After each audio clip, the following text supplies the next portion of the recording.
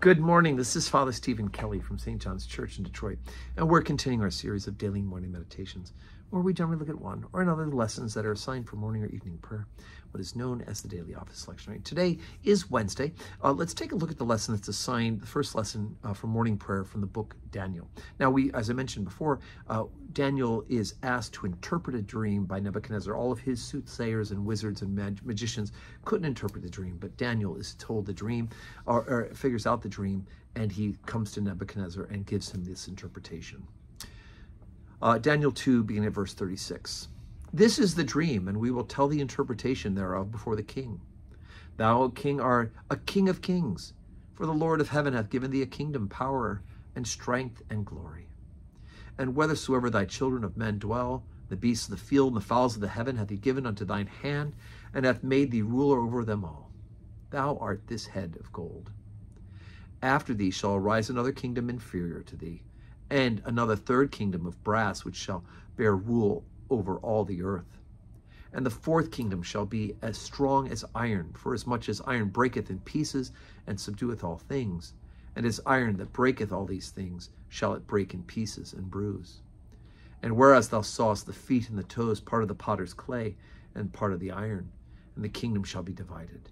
But there shall be in it the strength of the iron, for as much as thou sawest iron mixed with miry clay. And as the toes of the feet were part of iron and part of clay, so the kingdom shall be partly strong and partly broken. And whereas thou sawest iron mixed with the miry clay, they shall mingle themselves with the seed of men, and they shall not cleave one to another, even as iron is not mixed with clay. And in the days of these kings shall the God of heaven set up a kingdom which shall never be destroyed. And the kingdom shall not be left to other people, but it shall break in pieces and consume all the kingdoms, and it shall stand forever. For as much as thou sawest that the stone was cut out of the mountain without hands, and that it brake in pieces the iron, the brass, the clay, the silver, and the gold, the great God hath made known to the king what shall come to pass hereafter. And the dream is certain, and the interpretation thereof is sure.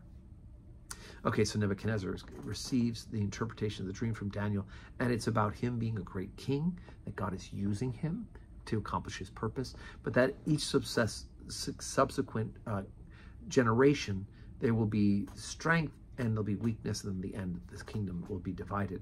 But that out of that will come a great king, a great kingdom.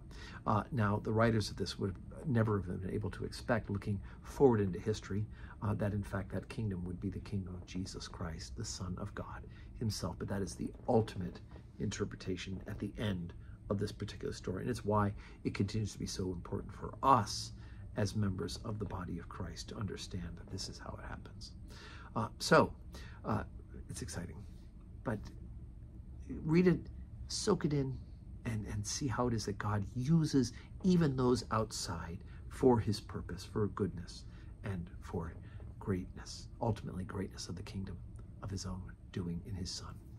So today is Wednesday, and of course, I'm still away at my family reunion, so we don't have public worship here at St. John's today, but of course, we're praying for each other, right? Yes, absolutely. Please do so, and God willing, we'll see you in church this weekend. But until then, I hope you have a wonderful Wednesday, full of blessings.